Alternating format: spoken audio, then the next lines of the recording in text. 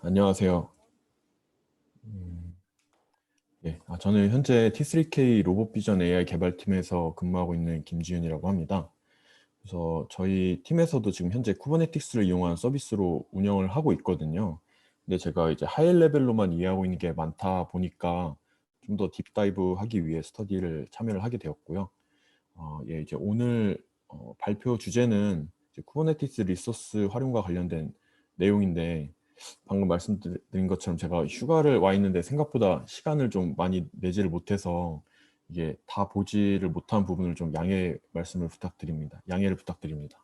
그래서 이제 첫 번째는 이제 기본 설치 관련된 건 지난주에 진행을 하신 걸로 알고 있고, 이제 두 번째 내용이 네임스페이스나 이제 팟 레플리카 셋 디플로이먼트 이제 관련된 내용과 이제 실습 위주까지는 좀 진행을 해서 거기까지 좀 진행을 말씀을 드리고요. 그리고 서비스와 관련된 내용이 좀 개념에 포함되어 있어서 서비스 내용도 일부 좀 말씀을 드리려고 합니다. 네, 그래서 먼저 지난주에 진행을 하셨을 것 같긴 한데, 이제 대부분 뭐 미니 쿠베나 뭐 다른 쿠버네티스 개발 환경을 사용을 하신 것 같아요. 근데 저는 업무상의 이유로 이제 도커 데스크톱을 이제 설치를 할 수가 있었어가지고 저는 도커 데스크톱을 이용해서 실습을 진행을 하였거든요. 그래서 뭐 간단하게만 말씀을 드리면 이제 도커 홈페이지에서 다운을 받아서 설치가 가능하시고요. 이제 쿠버네티스의 경우는 이렇게 세팅에 들어오셔서 이제 Enable 쿠버네티스를 활성을 해주시면 마찬가지로 설치가 완료가 됩니다.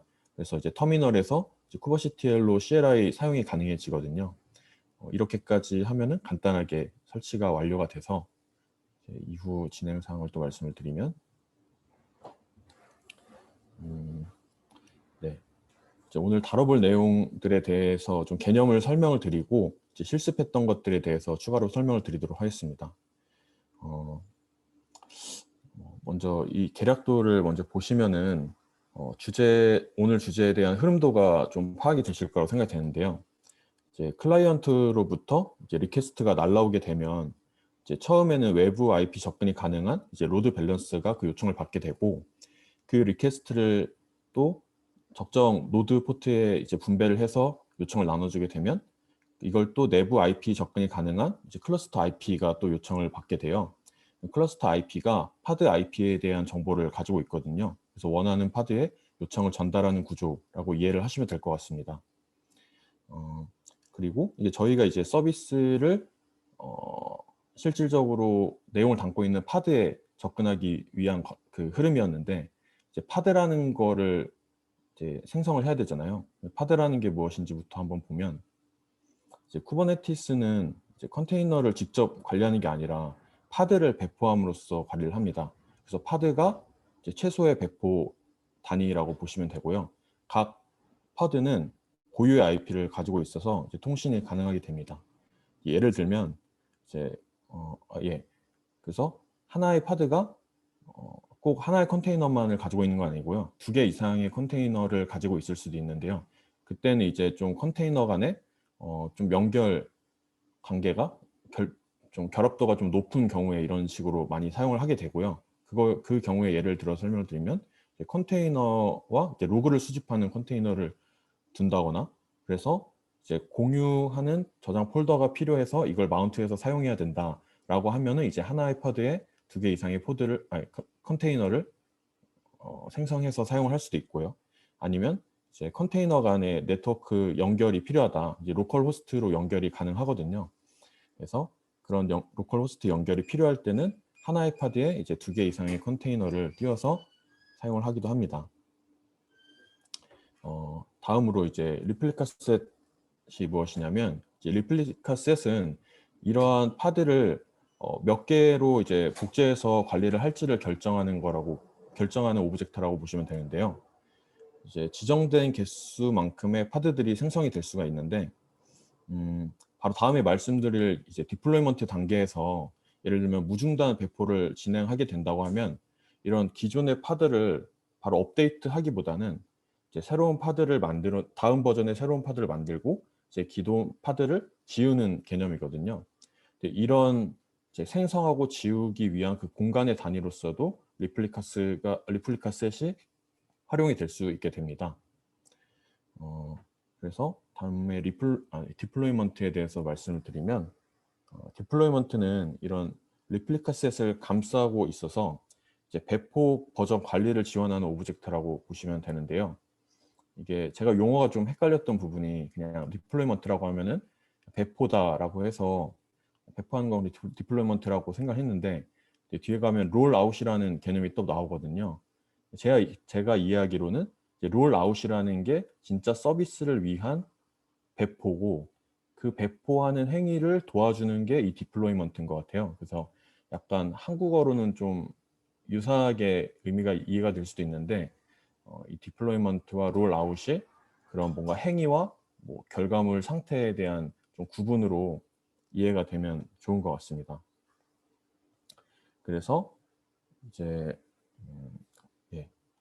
네, 이 디플로이먼트의 수행 역할을 보시면은, 예를 들면 리플리카 셋을 롤아웃 할 때 그런 롤아웃 상태를 체크해서 이제 디플로이먼트 생성의 성공 여부를 뭐 피드백을 준다든지, 아니면 아까 말씀드린 무중단 배포를 위해서 이런 새 버전 배포 시 리플리카 셋의 속도를 제어한다든지, 그러니까 새로운 리플리카 셋에서는 팟이 생성돼야 되고 기존 리플리카 셋에서는 팟이 없어져야 되는데, 제거가 돼야 되는데, 뭐 이런 속도를 제어해 준다든지, 아니면 배포 버전 관리로 이전 버전에서의 롤백이나, 아니면 이제 더 이상 사용하지 않는 리플리카 셋을 정리해 주거나, 아니면 더 많은 로드로의 스케일업을 해준다든지, 이런 기능들을 지원을 해주고 있습니다. 그래서 이런 롤아웃이 또 아무 때나 가능한 것이 아니고 디플로이먼트 상태에 따라서 판단을 해야 되기 때문에 이런 상태에 대한 정보도 제공을 해주고 있습니다. 그래서 또 서비스와 관련해서 설명을 드리면, 이게 처음 보여드렸던 도표 이미지인데요. 다시 한번 보시면, 이제 클러스터 아이디라는 거는 이제 팟을 이제 로드 밸런스 하는 별도의 서비스입니다. 그래서 팟이 업데이트 될 때마다 IP가 매번 새로 변경이 되거든요. 기존 게 유지되면서 팟 내용이 바뀌는 게 아니고 하나를 없애고 새로 띄우는 거기 때문에 IP가 매번 변경되고, 이거를 저희가 수동으로 관리할 수 없기 때문에 클러스터 IP가 이를 자동으로 관리를 해준다라고 이해를 하시면 될 것 같고요. 또 이 클러스터 IP는 이 팟이라는 이 내부 IP를 관리하는 거기 때문에 이제 외부 접근으로의 IP 소통의 연결 창구 역할은 이제 노드 포트에서 진행을 해주게 됩니다. 이런 노드 포트가 어느 하나가 뭔가 죽었을 때 이제 다른 노드 포트가 서포트해 줄 수 있는 구조가 자동화가 되어 있지 않다 보니까, 이를 관리해 주기 위해서 우리가 로드 밸런서를 통해서 이런 노드 포트 하나하나의 뭔가 서버 의존성을 낮춰서 이제 성능이나 기능적인 안정성을 보완하고 있다라고 이해를 하시면 될 것 같습니다. 네. 그렇고, 네, 이렇게 이렇게까지 이제 내용 설명을 마무리 드리고요. 이제 팟을 생성하는 실습을 했던 걸 말씀을 드릴 건데, 먼저 말씀드렸던 것처럼 도커 데스크탑을 이용해서 쿠버네티스를 쿠버시티에를 진행을 했고, 그걸 위해서 이제 다른 컨텍스트가 아닌 이제 도커 데스크탑 컨텍스트로 체인지해 준 후에 이제 진행을 하였습니다. 네, 그래서 간단하게 이제 심플 팟 야물 파일을 만들어서 이제 버전이나 이제 카인드를 팟으로 해서 만들어주면은 파인드 자체만 생성해주는 이제 도커 파일이라고 보시면 될 것 같은데요. 예, 이 컨테이너로 생성해주는 이제 명령어부터 하나씩 살펴보시면, 쿠베시티엘에 apply F 옵션을 주고 이 야물 파일을 실행을 해주게 되면은 이 컨테이너의 그 메타데이터에 있는 네임을 가지고 있는 파드가 만들어지게 됩니다. 그래서 이 파드의 내용이 어떤 것인지는 이 describe 명령어를 통해서 자세하게 살펴보실 수가 있고요.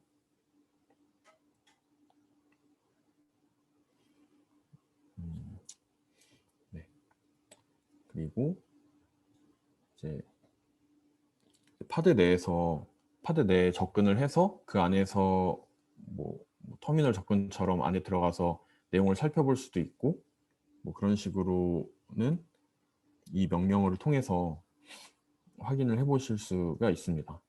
그리고 만들어진 팟은 또 kubectl 딜리트를 통해서 삭제를 하실 수가 있고, 이제 다르게 삭제하는 방법도 있다고는 알고 있는데, 제가 실제로도 이제 팟을 이제 생성하고 지우고 하는 과정, 뭐 디플로이먼트도 그렇고 생성하고 삭제하는 과정에서 또 동일한 야물 파일을 사용해서 만들고 삭제를 하는 게 좀 클리어한 것 같더라고요.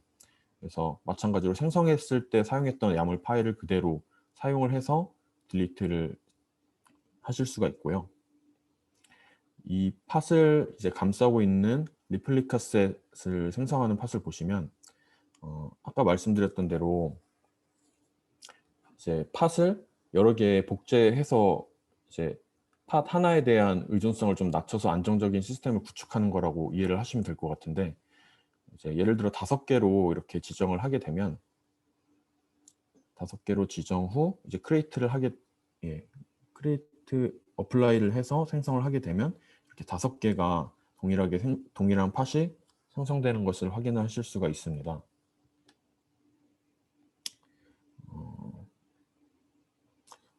제가 이제 기존에 그냥 심플 팟과의 차이점을 이제 좀 더 형광칠을 해놓은 건데요. 이렇게 물론 카인드는 이제 리플리카 셋으로 변경을 해주고, 이 아래 템플릿 아래 내용은 기존의 팟 내용과 동일하게 작성을 해주시면 되고요. 이 위에 추가적으로 좀 메타 정보나 스펙 정보를 추가로 입력을 해주시면 됩니다. 그리고 나중에 생성된 이제 리플리카 셋이나 아니면 그 안에 팟 내용을 살펴보기 위해서 어떤 라벨로 살펴볼 것인지 같은 것들도 이런 식으로 지정을 해주고요. 에코 라벨을 사용을 하였고요.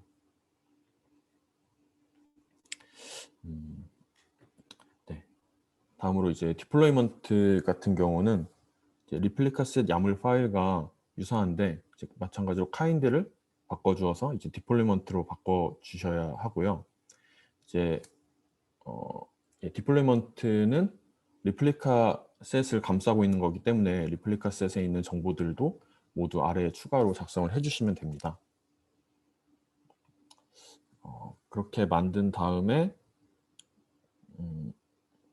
이제 또 크리에이트를 진행을 하게 해주시면 이제 디플로이먼트가 생성이 된 것을 확인하실 수가 있고, 이 각각의 팟과 리플리카 셋과 디플로이먼트에 대한 정보를 얻어오기 위해서 이제 kubectl get 뭐 팟이나 리플리카 셋이나 디플로이먼트를 해서 아까 작성이 되었던 그 라벨 정보, 에코라고 저장했었던 라벨 정보와 함께 선택을 해서 명령어를 쳐주게 되면은 각 이제 파드와 리플리카 셋과 디플로이먼트의 상태를 받을 수가 있고요.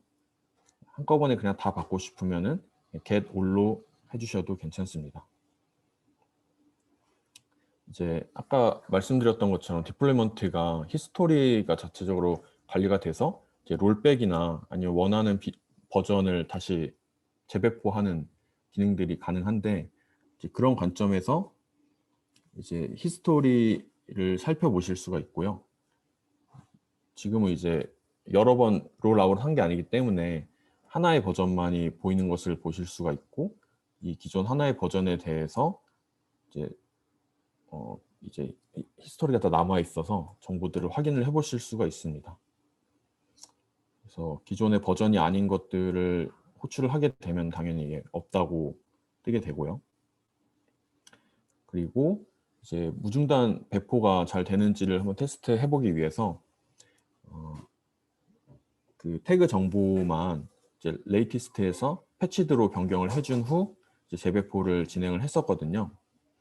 이제 진행을 하게 되면은 바로 재배포 바로 상태를 확인을 해보면 보시는 것처럼 어떤 컨테이너는 컨테이너는 생성이 되고 있고 어떤 컨테이너는 터미네이팅 되고 있어요. 초반에는 이 과정을 거치게 되면은 이제 새로운 팟들로만 만들어진 그 셋들이 다시 러닝하는 것을 확인을 해보실 수가 있습니다. 이렇게 이제 새로운 버전으로 배포를 했기 때문에 리비전을 보시면은 기존의 1번과 2번이 추가로 생성된 것을 확인해 보실 수가 있고요. 네. 그래서 이제 기존의 이제 리비전 1이나 리비전 2 중에서 원하는 것을 이제 롤아웃을 진행을 하실 수가 있고, 만약에 이제 새로 배포한 모델을 롤백하고 싶으면은 이제 언두를 통해서 이전 버전으로 롤백을 하실 수도 있습니다.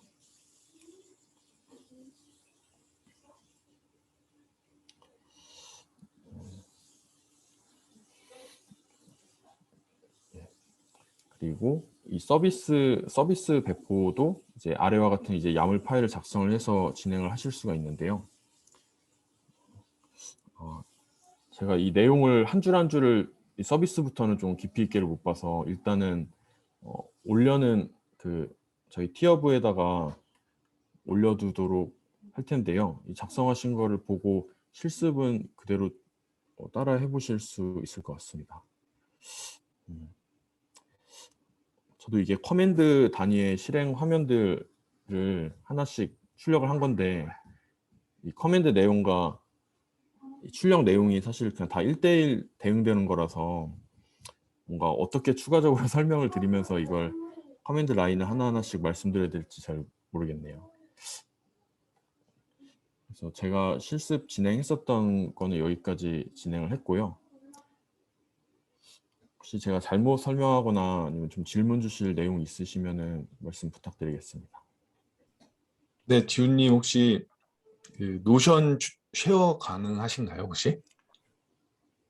이 링크를 공유 드리는 거 말씀이실까요? 예, 예, 메일 주소를 통해서 저도 노션을 쓰고 있어서. 네네. 알겠습니다. 쉐어 아, 예, 드리도록 하겠습니다. 슬랙에 감사합니다. 올려주시면 될 것 같아요. 예, 알겠습니다.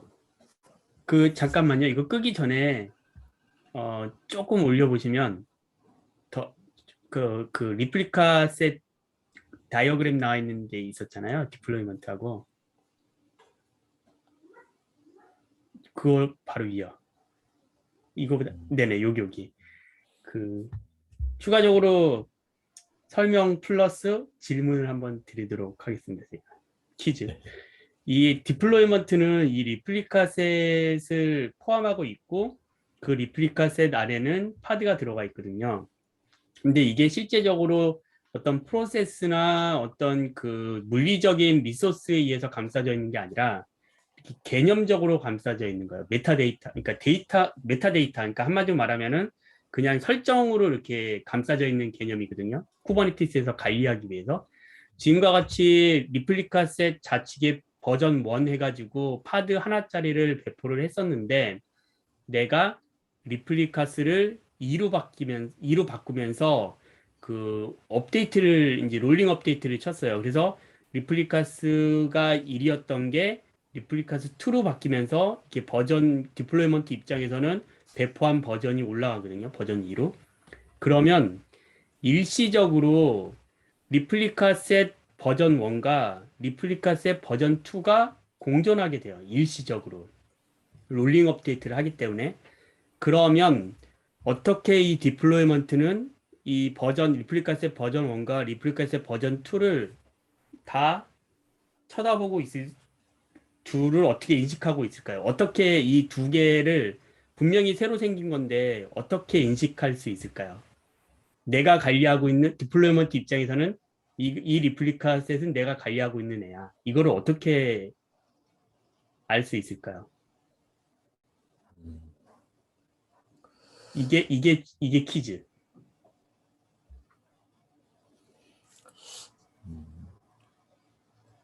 일단 설명해 주신 것까지는 알고 있었는데 퀴즈 네. 내용부터 잘 모르겠습니다. 예. 그게 이제 퀴즈는 다 드린 건데, 그 밑으로 내려보면, 아까 디플로이먼트 야물이 있었잖아요. 네. 그 디플로이먼트 야물에서, 네. 디플로이먼트의 아무래서 리플리카 셋과 동일하게 요 그 템플릿이라고 시작하는 거 있잖아요. 템플릿. 네. 네. 거기 아래는 다 전부 다 파드의 스펙과 동일해요. 여기 적혀 있는 대로. 그리고 그 위에는 디플로이먼트 스펙입니다. 디플로이먼트가 가지고 있는 값이에요. 그 중에 보면 이 셀렉터라고 있잖아요. 셀렉터. 요 네네. 셀렉터에 매치 레이블스 해가지고 앱 땡땡 이 에코라고 돼 있잖아요. 아, 이 부분으로 레이블하고 셀렉터로 서로 연결을 시키는 거예요. 그래서 이렇게 디플로이먼트로 이렇게 생성을 하면 알아서 리플리카 셋도 이런 그 파드에 있는 그 레이블, 요 밑에 템플릿 밑에 있는 파드의 레이블 에코라고 돼 있잖아요.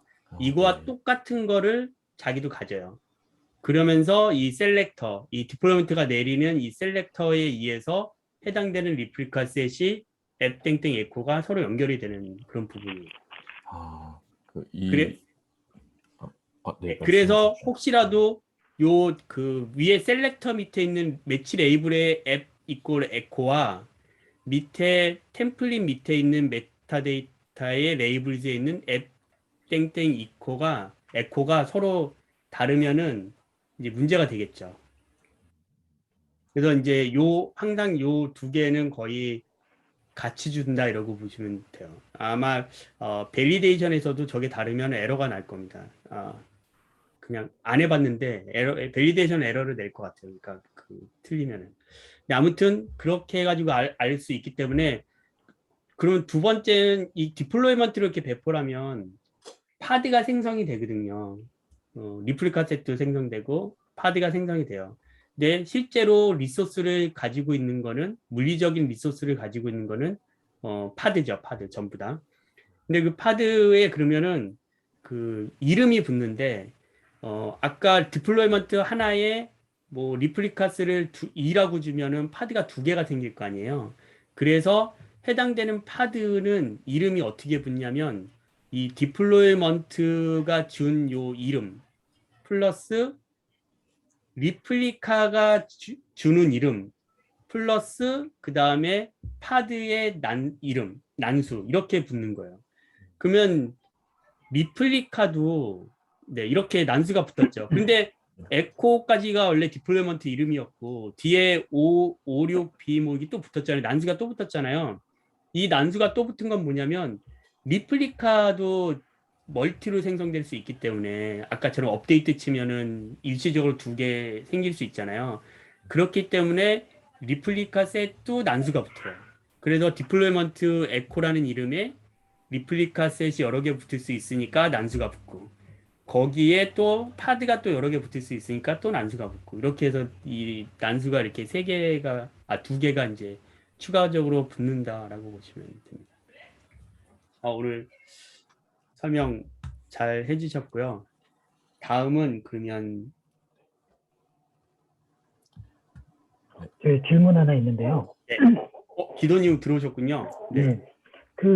저도 이거 이제 매니페스트 작성하다가 보니까 아까 전에 매치 레이블이나 이런 것들 찾을 때 네. 이게 항상 헷갈리더라고요. 그래서 베스트 프랙티스가 있나요? 이름을 지어주는 레이블 이름 지어준다거나 아니면 셀렉터로 쉽게 찾을 수 있게 하는 그런 것들이 있나요?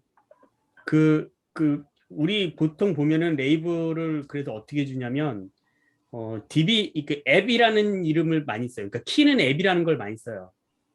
그리고 뭐 그 다음에는 예를 들면 밸류 값으로는 데이터베이스, 뭐 몽고DB, 뭐 MySQL 이렇게 주고요.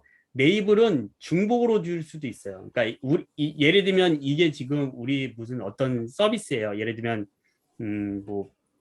뭐라고 그럴까? 뭐 사람 찾는 서비스예요. 그러면 앱은 사람 찾는 서비스라고 주고 그 밑에 중복으로 또 다른 중복이 아니죠. 또 다른 멀티로 또 다른 이름을 줄 수 있어요. 그 중에서 그 디플로이먼트는 뭐라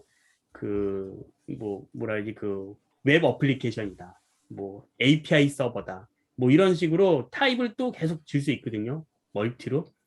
그 중에서 내가 찾을 때 엔드가 아니라 하나만 조건이 맞으면 찾아지는 거예요. 여기서는 앱 땡땡 에코와 그 다음에 뭐 프론트 엔드 땡땡 웹 서버 뭐 이렇게 만약에 했다 그러면 내가 프론트엔드 땡땡 웹서버만 찾아도 얘가 찾아지는 거예요. 그 멀티로 막 그 집어넣는 거죠, 레이블을. 그래서 하나만 집어넣지 않고 보통은 여러 개를 집어넣어요. 이거는 뭐 타입이 뭐 타입 땡땡 뭐 데이터베이스, 타입 땡땡 웹서버 이렇게 해서 먼저 웹서버나 데이터베이스 찾고 또 레이블을 또 주는 거죠. 이거는 뭐 랭귀지가 뭐 고, 뭐 그러면은 뭐 랭귀지 고인 거 또 찾고 이런 식으로. 그래서 엔드도 줘도 되고 그 다음에 그냥 오어 조건대로 하나만 줘도 되고 이런 식으로. 알겠습니다. 감사합니다. 저도 제가 발표인데 제가 좀 질문하고 싶은 게 있는데요. 네, 이 아래서 지금 이 야물 파일에는 들어가 있지 않은데 이 스트래터지를 설정을 줄 수가 있다고 하더라고요. 그래서 네, 지금 말씀하신 대로 롤링 업데이트가 디폴트 값인데 이제 리크레이트 방식으로 업데이트를 할 수도 있도록 설정이 네, 가능하다고 해서 네, 그렇죠. 혹시 리크레이트 방식은 어떤 건지 알 수 있을까요? 리크레이트 방식은 그냥 바로 그냥 삭제하고 생성하는 방식이에요. 그러니까 그 단절이 일어날 수가 있어요. 순간적으로. 롤링 업데이트는 퍼센트에 따라서 스트래티지 퍼센트가 있는데 얘가 세 개가 떠 있는데 내가 다시 새로운 버전의 그 리플리카가 3인데 새로운 버전의 버전 2로 리플리카 3으로 그대로 또 새롭게 배포를 하는 거예요. 그러니까 업데이트를 시키는 거예요. 그러면 롤링 업데이트는 이 퍼센트에 의해서 내가 4개를 4개, 5개 그 퍼센트가 있는데 75% 뭐 맥스 서지 뭐 이런 것들이 있거든요. 그래서 예를 들면은 뭐 최대 내가 2개를 더 생성해서 버전 2는 2개 생성하고 기존의 버전 1은 3개가 있는 상태에서 버전 2를 먼저 2개를 생성한 다음에 버전 2가 잘 돌면 그러면 이제 그 버전 1에 있는 뭐 그 2개를 또 삭제하고 그다음에 나머지 버전 그 2에서 하나가 더 남아 있으니까 또 하나를 더 생성하고 그다음에 나머지 버전 1에서 삭제하고 이런 식으로 버전 2와 버전 1이 혼재될 수 있게끔 멈추지 않게 하는 방식이고요. 리크레이트는 그냥 삭제했다가 바로 그냥 다시 생성하는 방식. 그러니까 중단이 있을 수 있죠. 이 롤링 업데이트가 보통 장점이 더 많을 것 같은데 이 리크레이트를 사용하는 경우도 있을까요? 특별한 케이스가 롤링 있나요? 업데이트의 그 장점이 있는데 가장 중요한 단점이 하나가 있어요. 뭐냐면 그 롤링 업데이트는 일단 그 시간이 많이 그 걸릴 수 있잖아요. 업데이트 하는 순간에 아까처럼 이렇게 뜨고 그 다음에 하기 때문에 또 하나는 그만큼의 공존하는 리소스가 더 많아야 될 수가 있어요. 왜냐하면 버전 2도 일부는 생성이 돼야 되고 그 버전 1이 삭제되기 전에 버전 2가 먼저 생성이 되면서 그 생성이 완료되면 버전 1의 일부가 삭제되는 구조이기 때문에 리소스가 더 많이 차지할 수 있죠. 예를 들면 뭐 파드가 한 10개 떠 있다 그러면은 막 13개, 14개 순간적으로 떴다가 이제 그 총합이 그러면서 리소스를 더 잡아먹을 수도 있고 더 중요한 건 뭐냐면 롤링 업데이트를 쳤는데 아까 말씀드린 리소스나 아니면 스케줄링에 의해서 더 이상 생성될 게가 없는 거예요. 그래서 롤링 업데이트 중간에 버전 2가 이제 2개 생성됐어요. 그리고 이제 마지막 하나가 더 생성돼야 되는데 더 이상 갈 수 있는 곳이 없는 거예요. 리소스가 없거나 아니면은 뭐 그 레이블링이 잘못됐거나 뭐 문제가 있을 수 있죠. 그러면 얘가 제 기억으로는 정확하게 기억이 안 나는데 이게 타임아웃 시간이 있거든요. 그래서 그 타임아웃 시간이 넘어버리면은 그냥 그대로 실패해요. 그냥 롤백 되지도 않아요. 그냥 얘가 문제가 그냥 그 상태에서 멈춰버리거든요. 끝나버리거든요. 그러니까 그렇게 되면은 우리가 롤링아웃의 명령어에 보면 스테이터스를 볼 수 있게끔 되는 게 되는데 그래서 내가 항상 배포하고 나서 스테이터스가 석세스 했는지 그걸 항상 확인해 줘야 돼요. 근데 뭐 리크레이트는 딱 보면 알겠죠. 아니, 뭐 없었다가 바로 생성되는데 그러면 이제 문제가 바로 나타날 수가 있으니까 그런 이슈가 있습니다. 리크레이트가 생성했다 없애는 건지 생성했다가 없애는 건지 좀 헷갈리네요. 내리고 없애더라고요. 없앴다 생성하는 거예요. 네, 없앴다 네, 생성. 완전 내리. 네네네. 그 생성하고 그다음에 없애는 방식은 블루 그린 네. 방식. 네. 근데 뭐 이런 리크레이트 같은 경우에 예를 들어서 DB 인스턴스를 아예 뭐 딴 거로 바꾼다거나 그러면 예전에 롤링 업데이트로 붙어 있으면 데이터가 양쪽으로 다른 데로 가니까 아예 신규로 바뀐 데에 데이터부터 이동해 놓고 뭐 한 번에 탁 갈아치운다 이러면 당연히 리크레이트로 해야 되는 게 맞는 것 같아요. 네, 그렇죠? 예, 설명 감사합니다. 네. 그러면 네. 바로 이어서 정리하도록 하겠습니다. 네.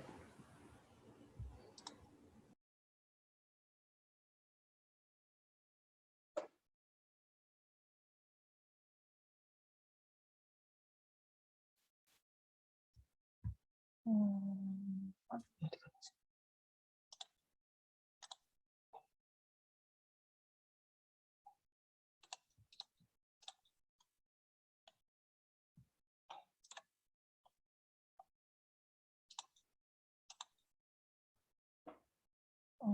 화면 보이시나요? 네, 잘 보입니다. 네. 네.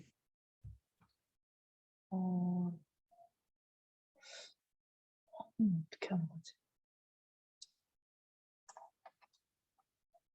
저는 지금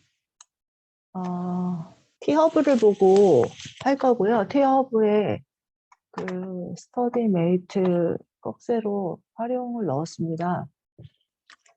저는 그 설치를 따로 하진 않고 구글 클라우드에서 수행을 했어요. 그리고 활용한 그 서적이라고 해야 되나? 그런 거는 그 도큐멘트는 다 kubernetes.io를 교과서처럼 생각해서 여기 있는 도큐멘트 위주로 계속 확인을 하고 있어요. 그래서 오늘 볼 거는 맨 처음에 지난주에 배웠던 거를 잠깐 요약을 한다고 생각해서 클러스터라는 게 하나가 큰 단위가 있다는 거, 그리고 이 클러스터 안에는 이 노드와 컨트롤 플레인이 있다는 거, 그리고 컨트롤 플레인과 노드는 이렇게 쿠브 이런 거, 쿠블렛이나 프록시 뭐 이런 걸로 통신을 한다는 거, 이런 내용들을 위해 간단히 적어놨고요. 이것들을 통신을 하기 위해서 사용되는 쿠블렛이 있다는 것까지 설명을 드리고요. 그 내용들은 간단히 컨트롤 플레인은 어플리케이션 스케줄링하고 어플리케이션 항상성을 유지하거나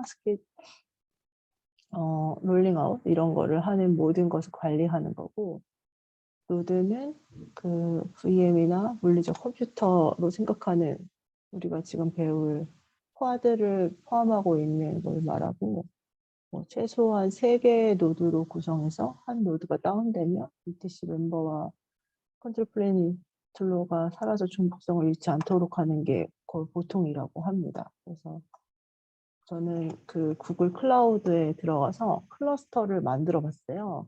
가입을 하면은 얼마 정도? 한 90일 정도 무료로 사용할 수 있더라고요.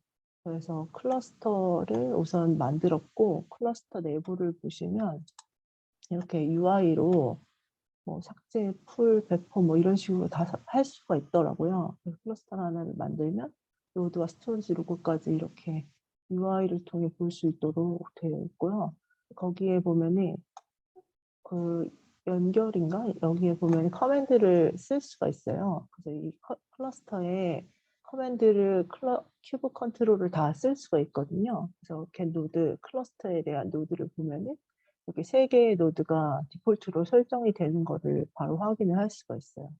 그래서 우리가 오늘 살펴볼 거는 주제가 이렇게 크게 오브젝트와 컨트롤러로 나누어 볼 수 있더라고요.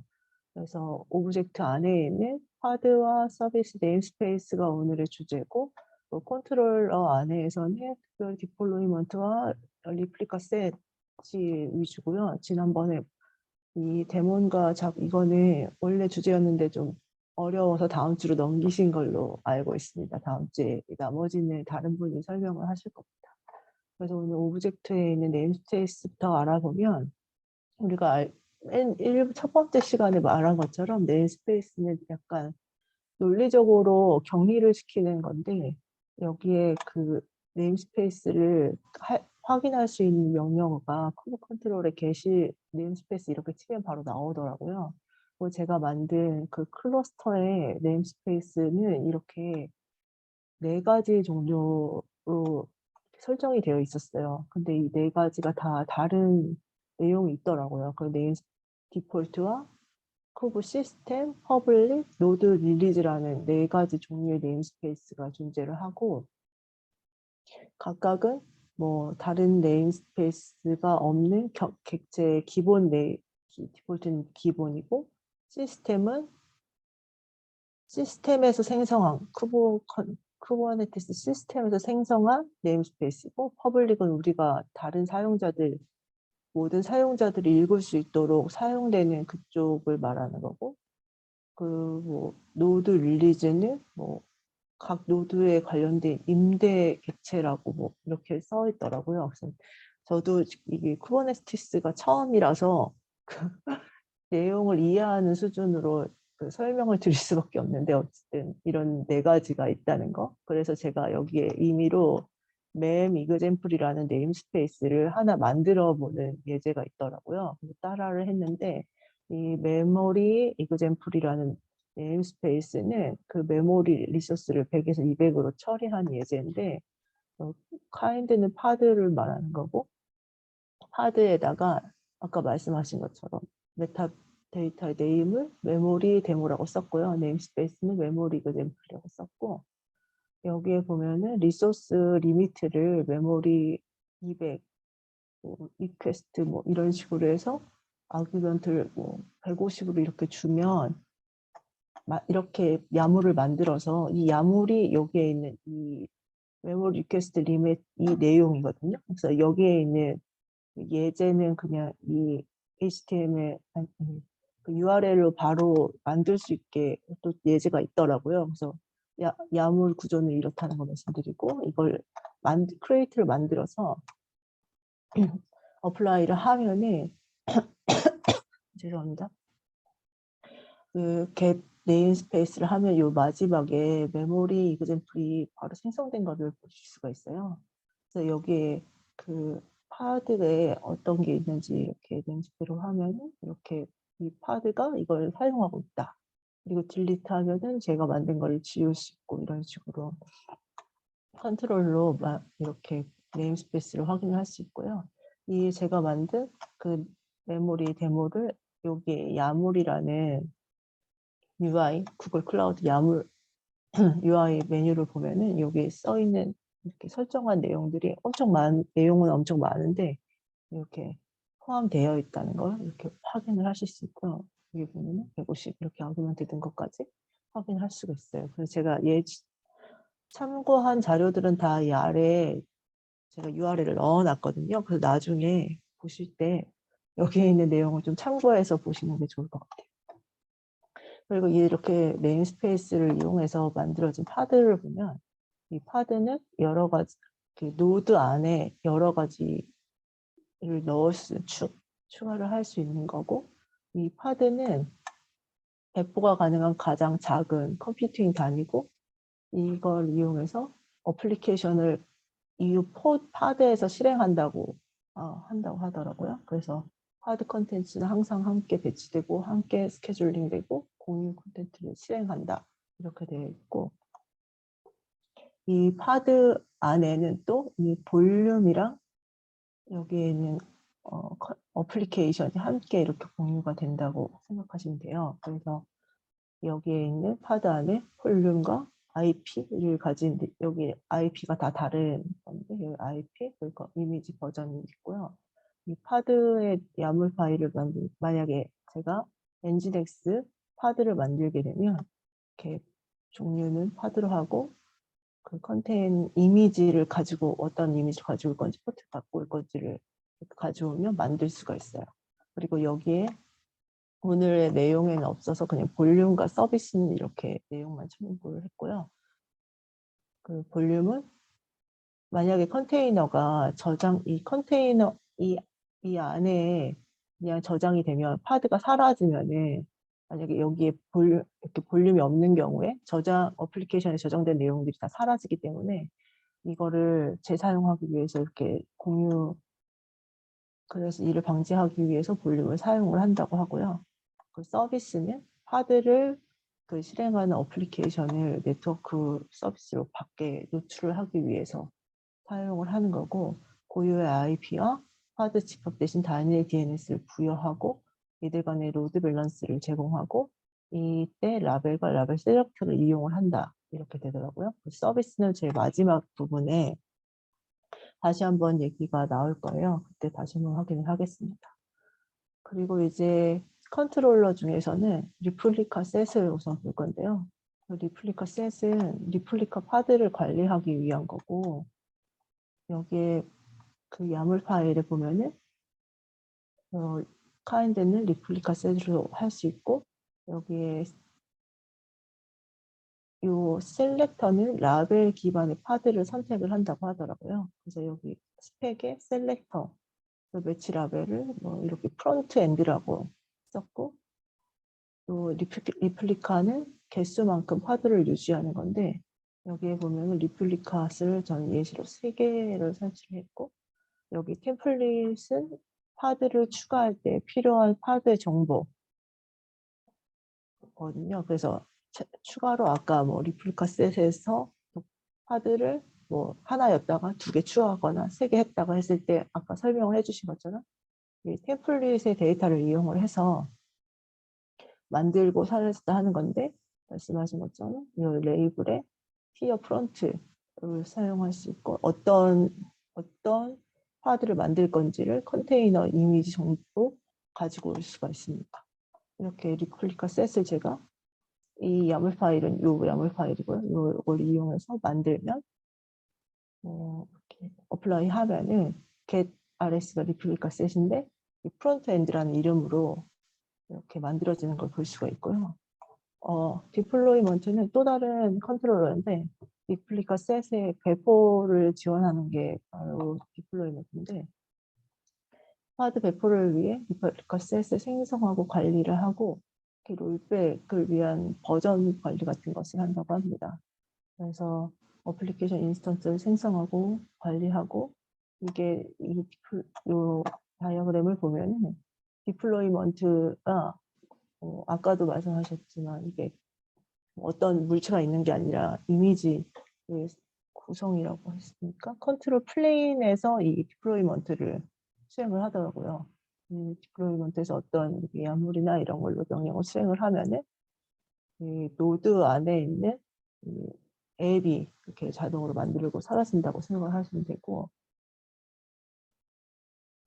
컨트롤 플레인이 디플로이먼트에 포함된 어플리케이션 인스턴스가 개별 클러스터 노드에 실행되도록 스케줄링하고 소멸되고 삭제되기 전에 노드를 유지하고 다른 가용한 노드들을 대상으로 스케줄링한다. 이 그림으로 표현을 한 거고요. 이 어플리케이션 인스턴스가 생성이 되면은 쿠버네티스 디플로이먼트 컨트롤이라는 게 인스턴트 모니터링을 통해 자동 복구를 하는 기능이 있다고 합니다. 자동 복구를 하는 기능이 있고, 이거를 또 만들게 되면은 그 카인드는 디플로이먼트라고 만들면 되고, 비슷하게 그 리플리카 셋이랑 비슷한 구조예요. 그래서 스펙의 리플리카 셋 개수와 셀렉터를 이용해서 이번에는 어플리케이션 이름을 엔진엑스, 그래서 아까 템플릿의 라벨 이름 엔진엑스 똑같이 하고 엔진엑스의 컨텐 이미지를 이용을 해가지고 리플리카 셋을 이렇게 보면 여기에 아까 이거를 디플로이먼트를 만들게 되면은 이제 get 디플로이먼트 하면은 엔진엑스 추가된 거를 볼 수가 있고, get 리플리카 셋 하면은 아까 예제에서 프론트 엔드가 있고 리플리카 셋이 디플로이먼트로 하나 더 만들어진 게 있어요. 그래서 아까 네이밍 하신 것처럼 엔진엑스의 이 뒤에 이거에 대한 뭐라고 하셨지? 근데 그런 게 들어와 있는 것 같아요. 그래서 이렇게 됐고, 이런 식으로 이게 우리가 계속 컨트롤을 어플라이하고 get하고 뭐 create하고 뭐 이런 걸 이렇게 계속 했는데, 이 구조는 커맨드, 타입, 네임, 플래그라는 커맨드 라인 구조를 가지고 있어요.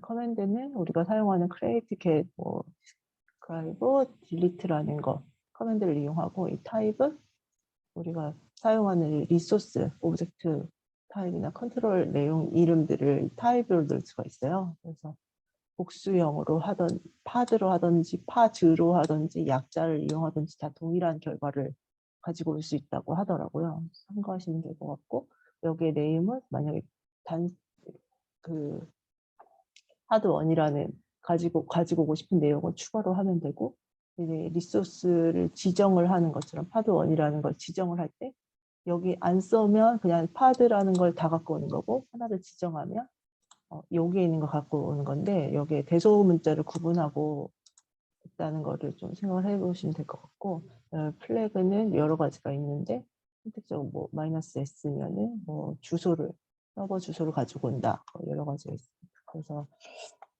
굉장히 많은 컨트롤 명령어가 있는데 그 중에 뭐 제가 예시로 사용했던 것들은 여기에 있는 apply 그 파일을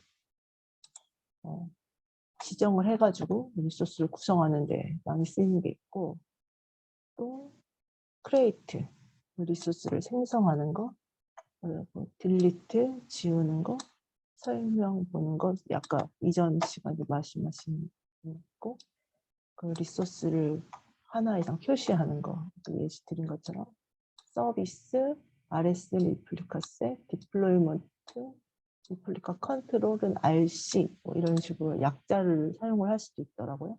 참고하시면 될 것 같아요. 여기에 보면 뭐 롤아웃이나 뭐 계속 말씀드렸던 내용들 다 있더라고요. 참고 여기에 있는 거 참고를 하시면 될 것 같습니다. 그래서 마지막으로는 이제 서비스 리퍼블릭에서 클러스터 IP, 노드 포트, 로드 밸런스 이렇게 세 개의 주제로 그 말씀을 하셨는데 이 서비스는 그 우리가 이 어플리케이션이 그 중에서 뭐 클러스터 밖에 외부 IP로 노출을 하기 위해서 사용하는 서비스인데요. 디폴트로는 클러스터 IP를 한다고 이 서비스 기본 IP로 들어온다고 해요. 근데 이거는 외부에 노출은 안 되고 내부에서만 사용할 수 있고요. 이 안에서도 또 포트를 고정을 하는 걸 로드 포트라고 하는데 보통 여기 기본 값이 여기서 이 사이에를 사용을 많이 하고 이것을 뛰어넘어서 이제 외부의 로드 밸런서를 이용을 하면은 자동으로 노드 이 위에 두 가지 노드 포트와 클러스를 자동으로 생성을 하는 게 있어요. 그래서 보통 외부 프론트엔드 어플리케이션은 로드 밸런서를 많이 사용을 하는 걸로 알고 있습니다. 그리고 하나 더 있는 게 익스터널 네임인데 뭐 이렇게 필드를 매핑을 해서 쓸 수가 있는데 이거는 이 쿠버네티스 버전 어느 정도 이상만 지원을 한다고 하더라고요. 좀 참고를 하시면 될 것 같아요. 제가 예시로 본 게 고정 포트를 만약에 쓴다고 하면은 여기에 스펙에 타임 핸드는 서비스로 하고 이 스펙에 노드 포트라고 쓰고 이 포트를 80으로 하게 붙는 포트와 동일한 값을 가지는 게 80으로 하고 노드 포트를 이렇게 내가 원하는 할당값 아까 말씀드렸던 이 기본값 사이에서 설정을 하면 되시고요. 로드 밸런서를 한다고 하면은 서비스라고 하고 여기에 타입을 로드 밸런서로 하시면 돼요. 그래서 여기에 뭐 이런 예시로 제가 기본적으로 그냥 넣어버려서 이렇게 할 수도 있고 자동으로 넣을 수도 있는데 스테이터스 인그레스가 이런 식으로 외부로 나가게 된대요. 그러면은 제가 예시로 든 게 엔진엑스를 하나 이렇게 익스포즈를 해서 하면은 빠졌네. 여기에 이렇게 하면은 여기에 외부 포트 서비스 제가 순서를 바꿨네요. 그래서 만약에 이렇게 하면은 이렇게 엔진엑스 네임 IP 외부 IP가 여기 35 이렇게 있잖아요.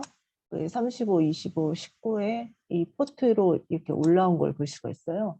여기 접속을 하면은 이제 이렇게 엔진엑스 서비스가 이렇게 바로 접속을 할 수 있다. 이렇게 해서 로드 밸런서를 사용하는 예시고요. 네, 제가 이거 순서는 바꿔놓을게요. 그리고 이제 마지막으로 그 환경 변수를 관리하는 방식이 config map과 secret이라는 두 가지가 있는데, 그 config map은 그 설정 정보를 저장해 놓은 저장소 역할이라고 생각하면 되고, 그냥 기밀이 아닌 데이터가 암호화되지 않았다고 이렇게 표현할 수 있을 것 같아요. 그래서 아래 예시를 보면은 이렇게 kind를 config map으로 하고 이렇게 데이터를 뭐 이렇게 자바라고 그냥 하면은 컨테이너 이미지를 새로 만들 때 컨테이너 안에다가 이런 데이터를 다 하나씩 박는 게 아니라 이렇게 config 하나를 두면 config 하나, 어플리케이션 하나에서 어플리케이션 하나가 config 하나를 다 참조해서 사용을 할 수 있는 그런 구조라고 하더라고요. 같은 방식인데 이 시크릿은 이렇게 암호화 토큰, 키 같은 중요 데이터를 오브젝트로 가지고 있는 거예요. 그래서 그 컨피그랑 굉장히 구조는 유사하지만 이렇게 데이터를 기밀 데이터를 어플리케이션에 넣지 않고 독립적으로 생성을 할 수가 있다고 하더라고요. 그래서 동일한데 이 데이터는 이런 식으로 암호화해서 넣으면 이렇게 만들 수가 있고 야물 파일을 만들 수가 있고, 제가 이거를 그 구글 클라우드에서 그 암호라는 메뉴가 있더라고요. 그래서 그 내용을 보니까 특정한 데이터 토큰은 시크릿으로 이렇게 만들어진 내용을 볼 수가 있어요. 제가 예시로 만든 메모리 이그젬플은 이렇게 어떤 거는 컨피그로 있고 어떤 건 시크릿으로 이런 식으로 내용이 들어가 있더라고요. 그래서 이렇게 자동으로 여기는 설정이 됐는데 이거를 수동으로 이렇게 내가 야물 파일로도 할 수가 있다. 이렇게 저는 이해를 했습니다. 그래서 get 서비스 시크릿 하면은 토큰이 어떤 토큰의 데이터가 어떻게 있다 이런 식으로 내용이 있고, 예시로 만들면 뭐 어드민의 그 텍스트 유저 네임을 어드민으로 하고 패스워드를 뭐 이런 식으로 임의로 만들면 여기에 그 시크릿을 만들 때 이렇게 파일을 지정해서 만들면 뭐 이렇게도 가능하다 뭐 이렇게 하더라고요. 그래서 제가 지금까지 한 모든 동작들을 get all로 해서 프론트가 지금 어떻게 러닝이 되고 있는지, 이렇게 파드가 디폴트로 3개씩 만들어졌다는 거, 그리고 지금 서비스가 어떤 게 동작이 되고, 첫 번째 예시로 만든 건 클러스터 IP 타입인데, 제가 그 로드 밸런서를 만든 거는 IP가 외부 포트로 연결되어 있는 걸로 확인하실 수 있고, 디플로이먼트 엔진엑스 만든 게 여기 있고, 리플리카스 두 가지 있는 것까지 다 all로만 하면은 지금 동작하는 그런 그 오브젝트들이나 컨트롤들을 다 확인을 하실 수 있는 명령어라는 거, 이제 여기까지 준비를 했습니다. 이상입니다. 힘드네요. 정리를 너무 잘하셨고, 다른 분도 혹시 질문하실 분들 있으시면은, 없으면 제가 조금 설명을 드리면, 제가 이제 정상님은 다 하셨잖아요. 다 이렇게 한 번씩 다 쳐보신 것 같은데, 그래서 이제 지금 제가 말씀드리는 거는 아마 이제 이해하실 수 있을 것 같아요. 뭐냐면 이제 아까 처음으로 쭉 올라갈 때 아까 컨트롤러, 뭐 컨트롤 플레인, 디플로이먼트 컨트롤러 저 밑에 있는 그림 있죠? 아까 네, 여기서 디플로이먼트 그다음에 컨트롤 플레인 있었던 그 다이어그램이 있거든요. 그림이 그쪽으로 좀만 밑으로 조금 더 내려보시면은 네네, 요 그림이요. 네네. 이게, 이거 말고 하나 더 내려갈까요? 네네, 요 그림이요. 이게 뭐냐면, 요 가운데 이제 디플로이먼트라고 적혀 있잖아요. 그러면서 이거는 실제로 컨트롤 플레인이 그 육각형 모양의 얘가 컨트롤 플레인이라고 하는데, 컨트롤 플레인에는 우리 저번 시간에 공부했던 쿠버네티스 큐브 API 서버, 그 다음에 뭐 스케줄러, 그 다음에 컨트롤러, 죄송합니다. 이렇게 있는데 여기서 디플로이먼트가 이렇게 돌고 있잖아요. 그래서 이거는 디플로이먼트가 아니라 여기서 표현하고 한 거는 실제로는 디플로이먼트 컨트롤러예요. 잠시만요. 그 디플로이먼트 컨트롤러가 뭐냐면 모든 우리 그 리소스가 있잖아요. 뭐 디플로이먼트 아까 그 컨트롤 오브젝트 컨트롤만 나눠서 표현해 주셨는데 우리가 가지고 있는 리소스들이 있는데 그 리소스들을 항상 사용자가 요청한 그 야물 파일에 맞춰서 얘네들이 그거를 맞춰줘야 돼요. 그러니까 내가 야물 파일로 보내면 그 야물 파일을 인식해서 그 값을 그대로 리소스를 띄우는 거잖아요. 그 파드를 띄우든 디플로이먼트를 띄우든 그렇게 해주는 애들이 뭐냐면 그 컨트롤 플레인에 있는 컨트롤러가 그걸 해줘요. 그 컨트롤러는 프로세스가 하나로 뜨지만 그 안에는 고루틴, 그러니까 이제 고루자스니까 이제 마치 스레드 같다고 생각하시면 돼요. 병렬로 내부적으로 프로세스 안에 내부적으로 각각의 일종의 스레드들이 돌고 있어요. 독립적으로. 그 중에 하나가 디플로이먼트를 관리해주는 애가 디플로이먼트 컨트롤러예요. 그래서 걔가 주기적으로 돌고 있는데 그래서 요 화살표가 이렇게 원으로 그리면서 디플로이먼트 보면 화살표가 원으로 그리면서 돼 있잖아요.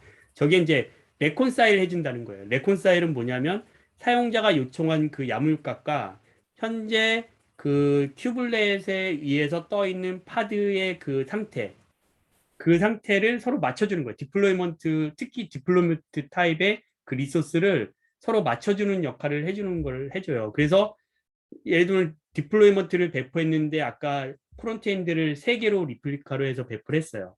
그런데 이 안에 봤더니 파드는 2개밖에 안 떠 있어. 그러면 파드가 하나가 더 떠야 되잖아요. 리플리카스가 3개니까.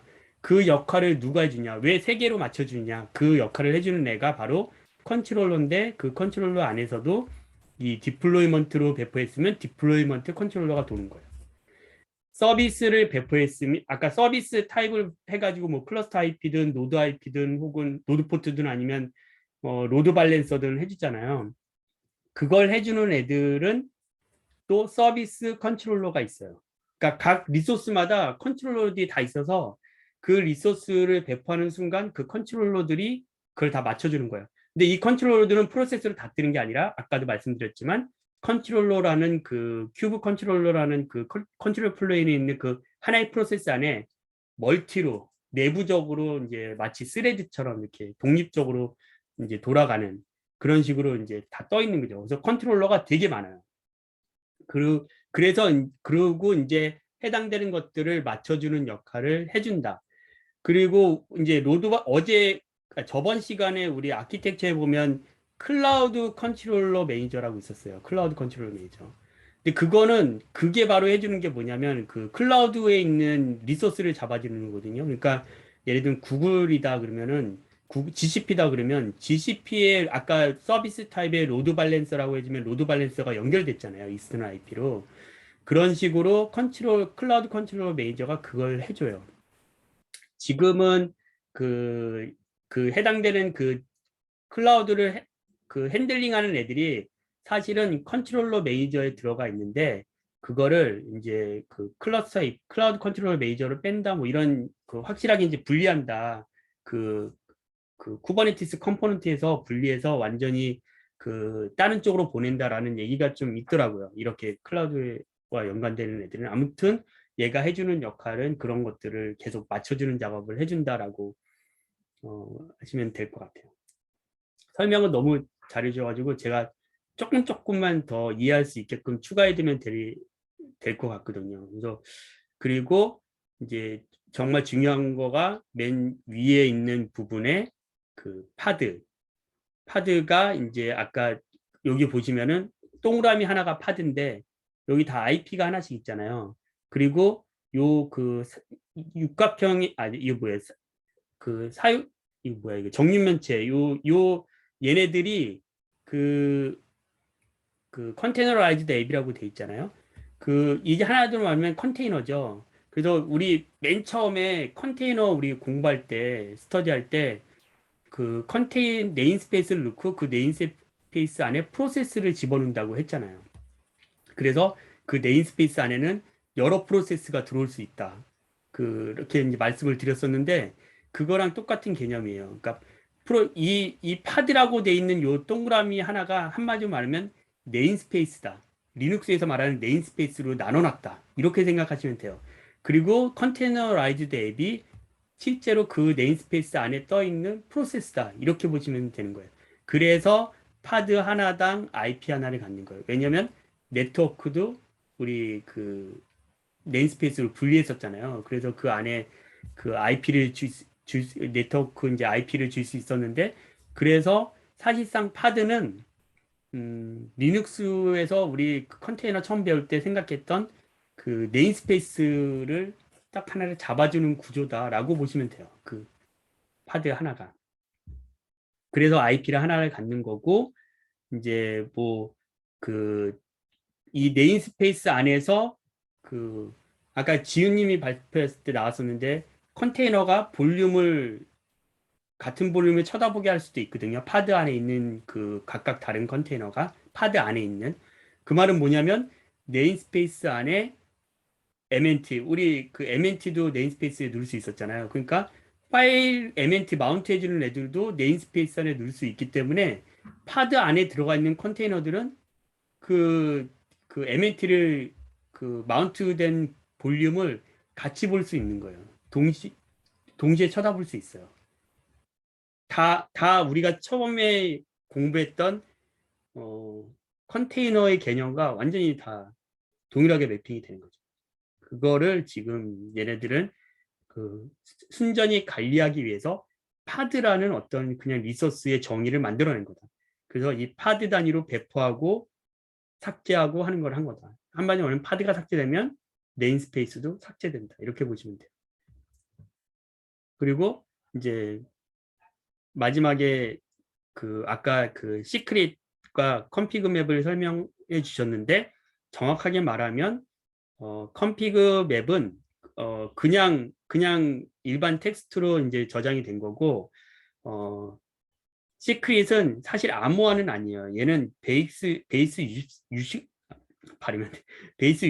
64로 그 디코딩이 되어 있는 거예요. 그러니까 베이스 64로 다시 인코딩이 되는 거예요. 그래서 베이스 64로 다시 디코딩해서 볼 수도 있어요. 그러니까 우리가 마치 암호로 보이지만 사실상 저거는 암호가 아니고 그냥 보인다라고 보시면 되고, 그렇기 때문에 쿠버네티스 안에 저장이 된다고 하면 그 다른 이 시크릿을 보지 못하도록 다른 사용자가 그렇게 그 뭔가 인증 부분을 집어넣는 게 되게 중요한 거죠. 그래야지 못 보니까.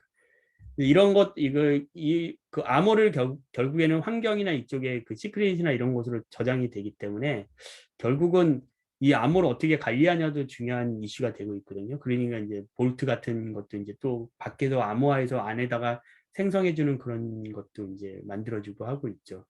근데 아무튼 지금 상태에서는 시크릿은 베이스64로 돼 있고, 그거는 사실은 풀 수는 있다. 이렇게 보시면 될 것